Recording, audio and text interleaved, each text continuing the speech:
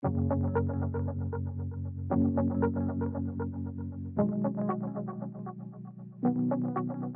nous vous disons Montréal, vous pensez à la poutine, au hockey, au sirop d'érable, peut-être également aux cabanes à sucre, au caribou, au grand froid, aux couleurs automnales, au Mont-Royal. Ce n'est pas faux, mais Montréal, c'est bien plus que cela. C'est aussi un système éducatif unique et un modèle d'accompagnement des enfants différent de ce que nous connaissons en France. Nous avons eu la chance de nous immerger dans cet univers. C'est ce que nous souhaitons partager avec vous au travers de ces images. Nous sommes 4 professionnels de la page 44. Delphine, chef de service, Marie, éducatrice spécialisée, Audrey, orthophoniste, et Marthe, psychomotricienne. Ensemble, nous travaillons au CESAD Langage et Apprentissage. C'est un service qui accompagne 65 jeunes de 6 à 15 ans présentant des troubles type 10 dans tout leur lieu de vie. Ce reportage s'inscrit dans la continuité du projet Le CESAD prend de l'élan qui a débuté avec les expériences de mars 2019 et mai 2022. Des professionnels avaient assisté au célèbre congrès annuel de l'Institut des troubles des apprentissages à Montréal. Elles avaient également suivi des équipes québécoises au sein de leurs différents établissements. Ces rencontres avaient mis en lumière les besoins d'observation et d'échanges plus approfondis. En avril 2024, nous nous sommes envolés pour Montréal. Notre objectif, comprendre de plus près le système d'éducation québécois et découvrir comment il soutient au quotidien les jeunes présentant des troubles neurodéveloppementaux. Ainsi, l'éducation préscolaire ou maternelle est non obligatoire. Les enfants peuvent entrer à l'école à l'âge de 4 ou 5 ans, mais elle n'est obligatoire qu'à partir de 6 et jusqu'à 16 ans. Au Québec, tous les enfants, qu'ils soient en situation de handicap ou non, sont scolarisés. Il n'y a pas de situation de rupture liée par exemple à un manque d'aide humaine. Les enfants sont d'abord élèves. On ne parle pas de besoins ou de difficultés, mais de défis. Certains professionnels du secteur social ou médico-social sont employés par l'école, les centres de services scolaires au Québec, et font partie intégrante de l'équipe pédagogique. Nous avons découvert certains métiers tels que psychoéducateur ou orthopédagogue. Pour répondre aux défis des enfants à l'école, le système scolaire s'appuie sur le modèle RAI, ou réponse à l'intervention. Ce modèle est utilisé pour identifier et soutenir les élèves avec des défis d'apprentissage et ou de comportement. Il offre un cadre structuré qui aide les écoles à intervenir de façon précoce et rapide. Les interventions sont ciblées, graduées et basées sur des données concrètes. Mais il n'est pas nécessaire qu'un diagnostic soit posé pour que l'enfant bénéficie d'accompagnement. A contrario, un élève peut avoir un diagnostic sans que des besoins n'émergent. La RAI est constituée de 3 niveaux d'intervention. Le premier niveau propose un enseignement ordinaire, en classe, pour tous les élèves, à l'aide de stratégies pédagogiques. Lorsque ces stratégies ne sont pas suffisantes pour répondre aux besoins d'un élève, des interventions intensives et ciblées sont proposées, souvent en petits groupes. Il s'agit du deuxième niveau d'intervention. Dans le cas où les difficultés de l'élève persistent, malgré les interventions des 2 premiers niveaux, le niveau 3 de la RAI s'applique. L'accompagnement est alors individualisé, plus intensif et implique parfois un partenariat, par exemple avec des classes spécialisées. À chaque étape, les progrès des élèves sont réévalués pour adapter les interventions afin d'assurer un suivi personnalisé. Les établissements scolaires dépendent des centres de services scolaires. Ils bénéficient d'un indice de défavorisation grâce à une cotation de 1 à 10, 1 étant le moins défavorisé et 10 le plus défavorisé. Cet indice permet de déterminer le nombre d'élèves par classe, d'allouer un budget pour outiller les enseignants et de définir le nombre de postes de professionnels au sein de l'école. Pendant une semaine, nous avons rencontré des partenaires et suivi le quotidien des professionnels. 6 établissements nous ont ouvert leurs portes afin de nous permettre de vivre concrètement le fonctionnement de chaque niveau du modèle RAI. Nous vous invitons, au travers de ces images, à découvrir 2 écoles primaires, un établissement secondaire et une école spécialisée, ainsi que des partenaires du milieu scolaire, universitaire et de l'insertion professionnelle. Notre première visite nous mène dans le quartier de Côte-des-Neiges, à l'École des Nations. Cet établissement accueille près de 600 élèves entre 4 et 12 ans, dont 90% sont issus de familles nouvellement arrivées au Québec. La priorité ici est d'enseigner le français, principal outil d'intégration à la culture québécoise. Le psychoéducateur, l'orthopédagogue, l'orthophoniste scolaire et les techniciens en éducation spécialisée nous ont présenté leur rôle à chaque niveau de la pyramide d'intervention. Au premier niveau de la RAI, le professionnel commence par une observation en classe pour identifier ce qui fonctionne ou non pour un élève, puis met éventuellement en place des ateliers thématiques pensés pour bénéficier à toute la classe. Le deuxième niveau correspond à une intervention différenciée avec une intention d'intensification. Par exemple, un orthopédagogue peut co-intervenir avec l'enseignant plusieurs fois par semaine sur une période donnée pour développer des stratégies de lecture auprès d'un sous-groupe d'élèves à besoins particuliers. Le troisième niveau de la RAI propose des interventions rééducatives en individuel ou en classe spécialisée pour des accompagnements plus intensifs. Mélissa nous présente ici son métier de psychoéducatrice et notamment en quoi il diffère de celui de technicien en éducation spécialisée. La différence principale, c'est que moi, je vais davantage faire des rencontres individuelles avec les élèves. Les élèves me sont référés généralement par la direction. Puis, par la suite, moi, je vais évaluer un peu leurs besoins. Je vais souvent avoir à procéder à des évaluations aussi pour déterminer quel serait le meilleur milieu pour eux, quelles seraient les meilleures recommandations, en tout cas les meilleurs moyens à mettre en place en classe pour faciliter leur réussite, pour faciliter leur bon fonctionnement scolaire. Mes collègues éducateurs spécialisés sont davantage en première ligne, donc vont devoir faire plus des interventions ponctuelles, des interventions, par exemple, sur le champ, là, quand il se passe des situations. Vont s'occuper aussi, par exemple, de l'assiduité scolaire, des fois de la résolution de conflits. Puis moi, j'arrive ensuite quand, par exemple, les interventions qui ont été faites par mes collègues éducateurs spécialisés ne se sont pas montrées efficaces ou n'ont pas été suffisantes pour amener une amélioration chez l'élève. Bien, souvent, c'est à ce moment-là que les élèves me sont référés. Donc, par exemple, un élève qui se retrouverait régulièrement en conflit et que suite à de maintes interventions de mes collègues éducateurs, on juge qu'il serait important de développer ses habiletés sociales, l'amener à prendre conscience de certaines choses, peut-être développer sa capacité à gérer ses émotions. Bien, c'est à ce moment-là là, que l'élève va davantage m'être référé. Généralement, les élèves qui me sont référés, ils ont des difficultés quand même importantes, là, qui soit vont entraver leur fonctionnement scolaire ou aussi amener une certaine souffrance là, dans leur vie personnelle. Donc, je suis comme un peu le dernier recours dans l'école parce que je suis seule, moi, pour l'école au complet. Donc, on essaie quand même de prioriser les services selon le niveau de gravité. Puis si par la suite, moi, je juge que l'élève a besoin de services davantage pointus ou des services qui ne sont pas offerts à l'école, moi, je fais ce qu'on appelle des références là, vers le milieu hospitalier, par exemple en travail social au CLSC, qui est un endroit où il y a des différents services psychosociaux qui sont offerts. Puis aussi, je fais beaucoup de...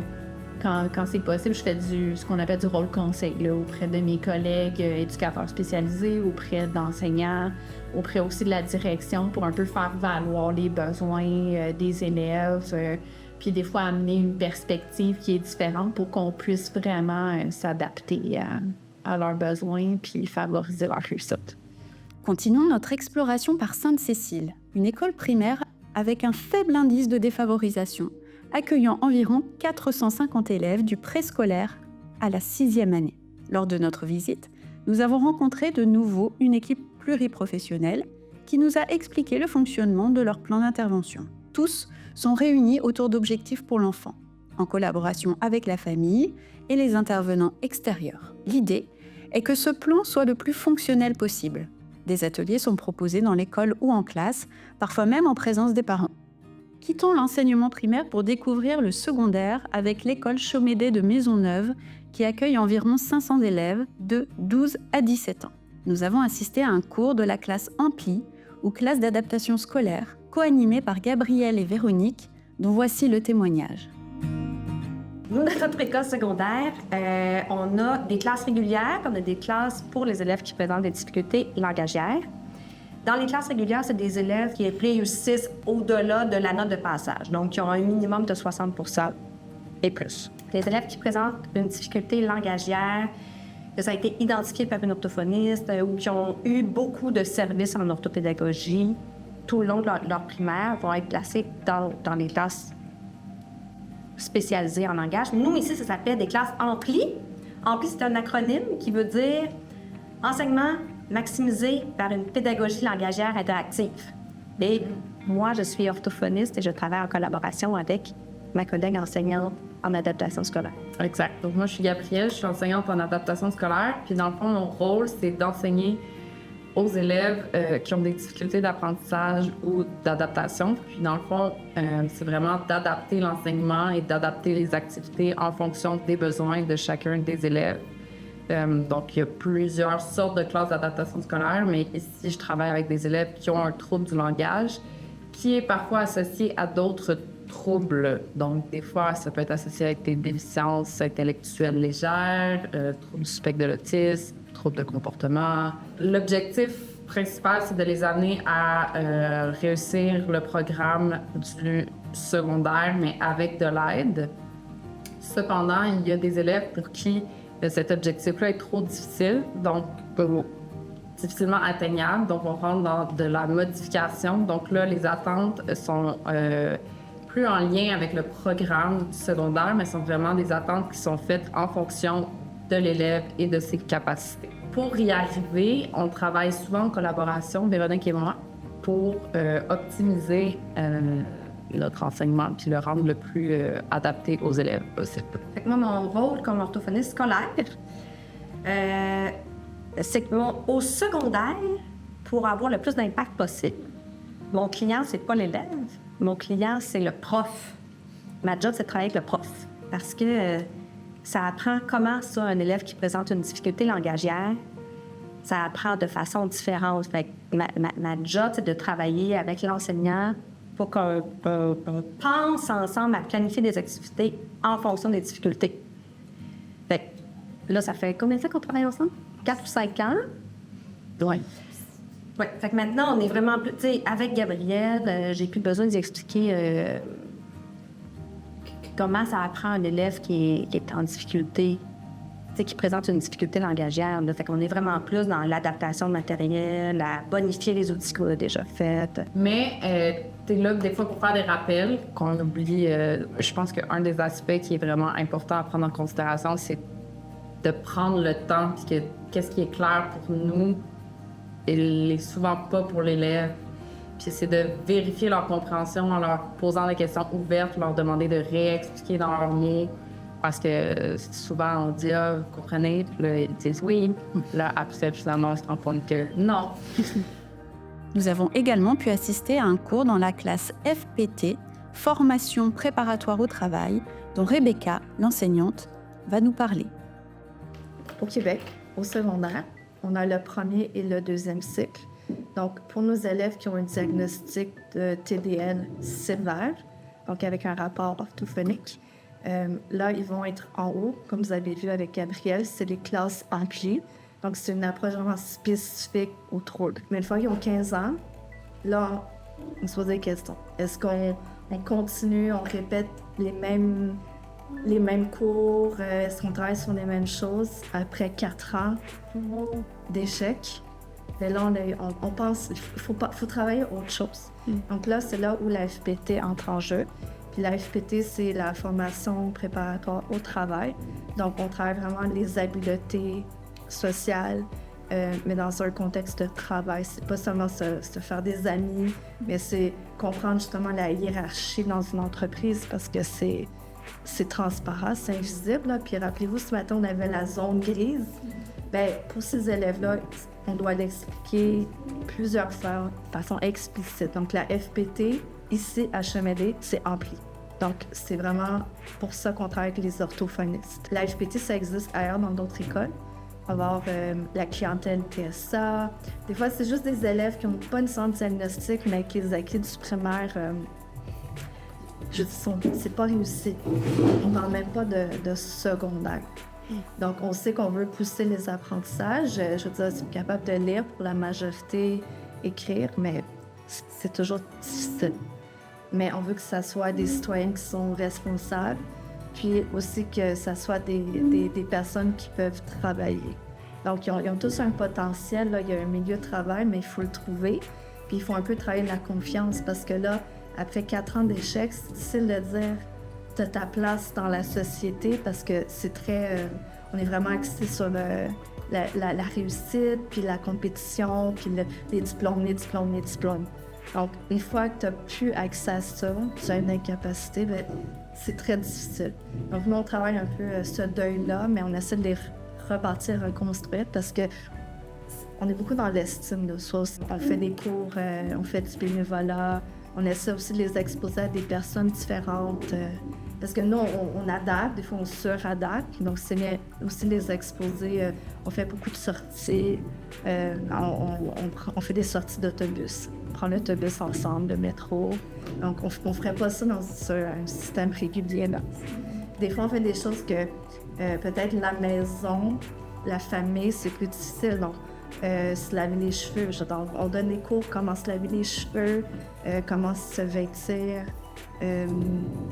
Donc, des fois, c'est un peu plus délicat comme sujet, mais il faut passer par là parce que ils font pas le transfert à la maison, à marché du travail.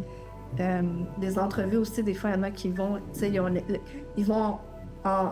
veulent être chic. Fait qu'on a un élève qui est allé en talons hauts pour une entrevue au McDo avec sa mini-jupe et tout. Puis on est comme, ah non, mais c'est pas ça, être chic. C'est beau.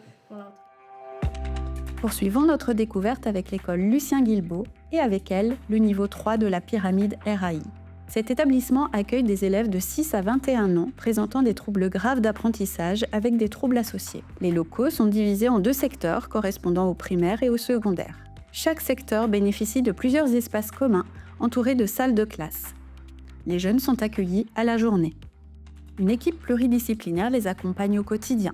Nous avons échangé avec différents membres de l'équipe et rencontré leur psychomotricien, Hugo. Le métier n'étant pas reconnu au Québec, il exerce davantage une fonction d'animateur. Il travaille plus particulièrement en co-intervention avec les enseignants sous forme de petits groupes autour de thématiques en lien avec les apprentissages scolaires ou les habiletés motrices en sport.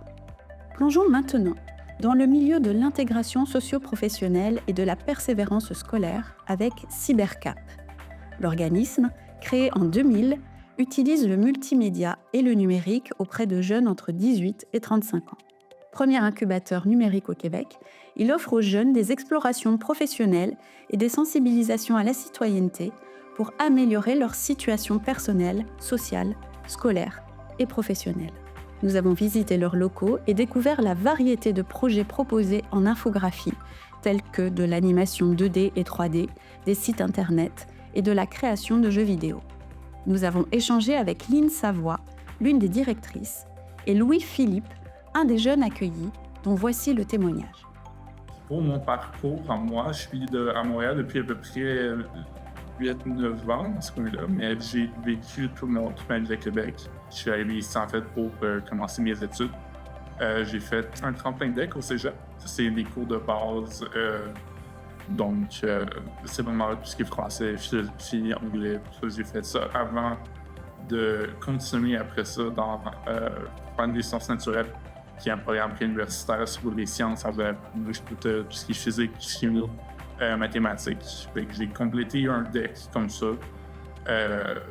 Mais ça m'a pas vraiment servi dans ce que je faisais pour le moment parce que je travaillais de côté comme sécurité, comme agent de sécurité. Puis ça m'a pas servi du tout pour ce genre de carrière-là. Donc j'ai dû continuer en sécurité pour le moment jusqu'à ce que je me trouve quelque chose d'autre. Puis récemment, malheureusement, j'ai eu des problèmes de santé mentale. Quand même assez gros. Puis ce qui a fait que ça a comme déboulé dans ma carrière. J'ai dû arrêter de travailler, j'ai dû continuer à prendre soin de moi. J'ai vraiment dû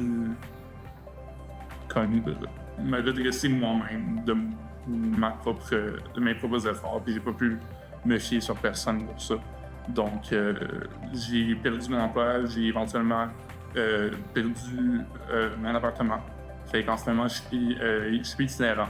Je n'ai pas de résidence permanente. Je vis dans des résidences temporaires pour le moment. Ce qui me sauve vraiment la vie. J'ai enfin un toit sur la tête, j'ai la nourriture que je peux avoir. Puis c'est ça, Cybercab, en ce moment, ça m'aide vraiment beaucoup à justement voir quel genre de carrière que je peux avoir. C'est sûr, j'ai un salaire, je peux me faire de l'argent justement pour payer mes résidences temporaires, autre qu'être sur l'aide sociale. Fait que ça me permet, Cybercab, de voir quel genre de travail que je vais aimer et que je vais vouloir faire. C'est vraiment ça l'important pour moi ici, c'est de trouver ce que je veux faire dans le programme. Comme en ce moment, j'aime bien l'animation 3D, j'ai toujours aimé tout ce qui est programmation. Puis je vais commencer éventuellement justement une petite formation sur la programmation, puis que je vais voir à quel point je vais aimer ça, puis à quel point je vais vouloir continuer dans ce talent-là pour me trouver une carrière. Ouvrons ensuite les portes de l'Université de Montréal, où nous étions attendus par Mélanie Paré, professeure en psychopédagogie et andragogie, et les étudiants de son cours en orthopédagogie. Nous avons assisté à la restitution des travaux de recherche des étudiants et compris comment des thématiques autour de l'inclusion font partie intégrante de la formation. Alors, c'est des étudiants qui sont inscrits à la maîtrise qualifiante en enseignement primaire, donc éducation préscolaire et enseignement primaire. Contrairement aux étudiants habituels qui font 4 années d'études de premier cycle universitaire, ces étudiants-là ont déjà un baccalauréat dans une discipline de leur choix et ils viennent au 2e cycle universitaire à l'université pour suivre cette formation de 3 ans qui combine des cours du soir et 3 stages qui vont leur permettre d'obtenir leur brevet d'enseignement.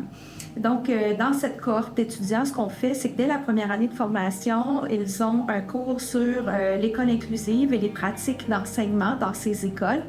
Et dans le cadre de mon cours, je leur demande dès le début du cours de choisir une thématique liée à la diversité qui les interpelle personnellement et de travailler en équipe sur cette problématique-là. Donc, je leur demande premièrement de lire au moins 4 articles scientifiques sur le sujet qu'ils ont choisi et de faire une synthèse de ce qu'ils ont compris de la problématique reliée aux inégalités qu'ils ont choisies.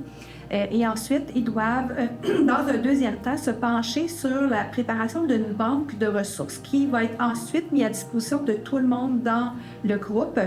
Et je leur demande d'associer à la problématique qu'ils ont étudiée au plan théorique des ressources qui vont leur permettre d'enseigner en tenant compte de ces éléments liés à la diversité. Donc, ça peut être de la littérature jeunesse, des sites Internet, des activités à faire en classe avec les élèves ou avec les parents.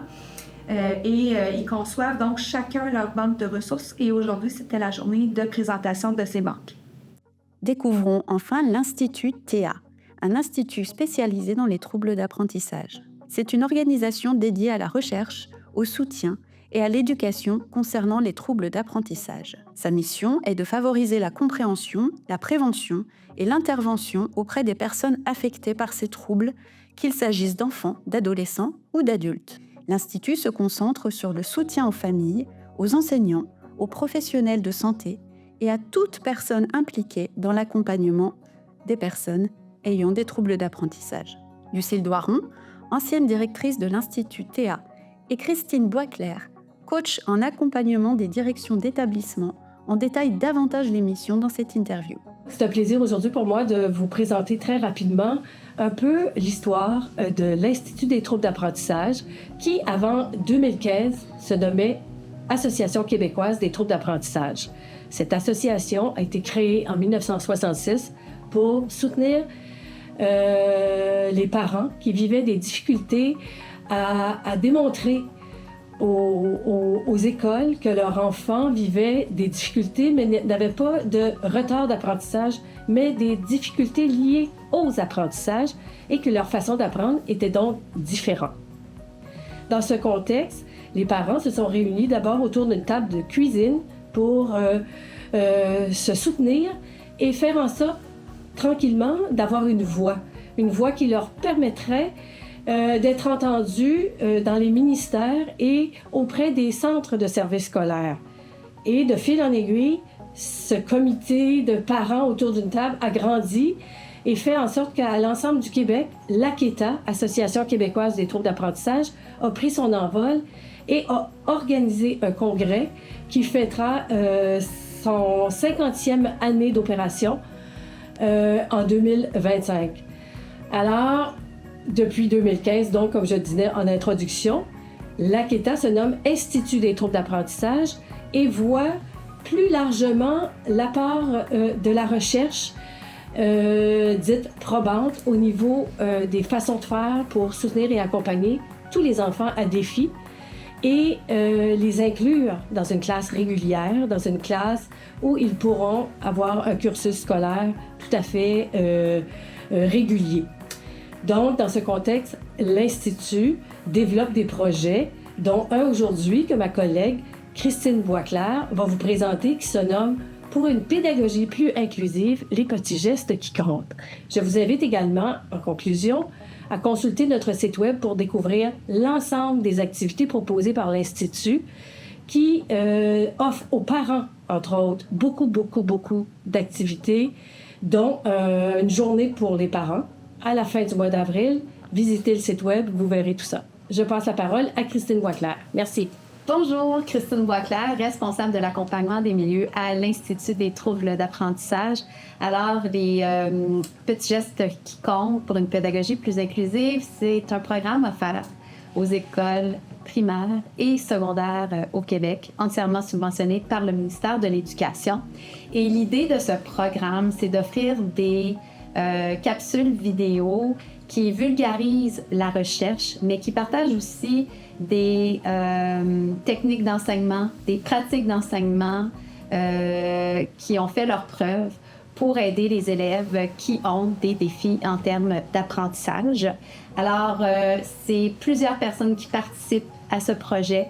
Donc, il y a des chercheuses universitaires de 3 universités différentes.